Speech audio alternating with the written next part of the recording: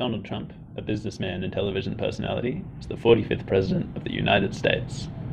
This video aims to analyze his success not through his qualifications, but through the opportunities he inherited and manipulated to gain success. We do this through the lens of sociologist Pierre Bourdieu, who has been a vocal proponent of the theory of capitals. Bourdieu talks about capitals as resources that allow us to gain certain positions within society. Bourdieu believes that degrees of success are fundamentally due to our capacity to leverage these capitals for greater gain. During this video, we'll focus on economic, social, and cultural capital. Economic capital is defined to be capital that is immediately and directly convertible into money. Trump serves as a perfect example of someone who has inherited economic capital. His father, Fred Trump, owned a multi-million-dollar real estate business in New York City, which eventually Donald Trump became a part of. Trump expanded the family business through buildings such as Grand Hyatt Hotel, Trump Plaza, and a plethora of golf courses and hotels. This is an example of leveraging economic capitals. In utilizing the business and wealth that his father had given him, Trump managed to invest in real estate to increase his own net worth.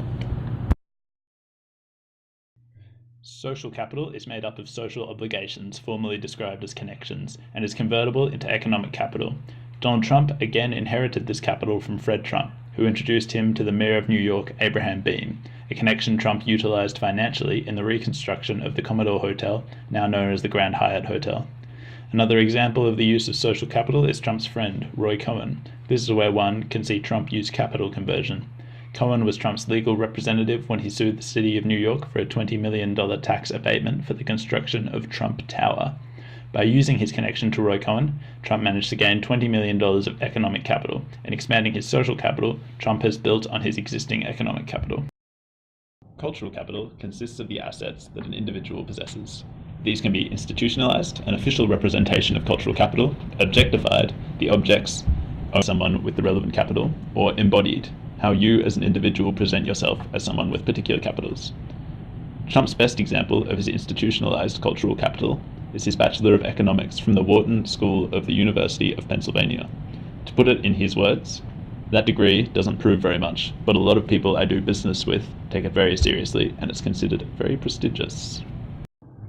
Embodiment capital is the cultural capital that you own as a body. Everyone has internalized a way of thinking and moving. For example, accents, vocabulary, clothing, and gestures are all embodied capital. These kinds of habits denote a certain position within the social world and in turn allows us to understand how cultural experiences influence a person. The most prominent Trump traits that represent embodied capital are his way of speaking and moving. He has a distinctly hyperbolic vocabulary.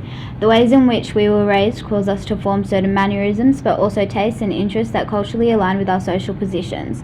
This is habitus, and it is so deeply ingrained in our personalities that we see it as natural as opposed to culturally cultivated. In the case of Trump, an easy example is his love for golf. In Bourdieu's habitus analysis, we see that golf is played primarily by people with more capital volume.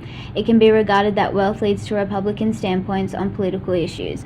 Although not a conscious process, habitus aligns with political perspectives. Social positions help in forming habitus, and throughout his political life, Trump has developed observably right-wing perspectives.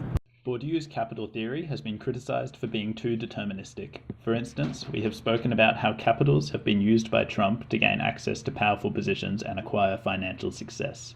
However, if we look at Barack Obama, Trump's presidential predecessor, one can see his upbringing as a racial minority in a middle-class family by a single mother did not allow him to inherit the same capitals as Trump. The Obama example shows that there has to be factors other than capitals that contribute to success, as he and Trump both gained the prestigious opportunity to be president.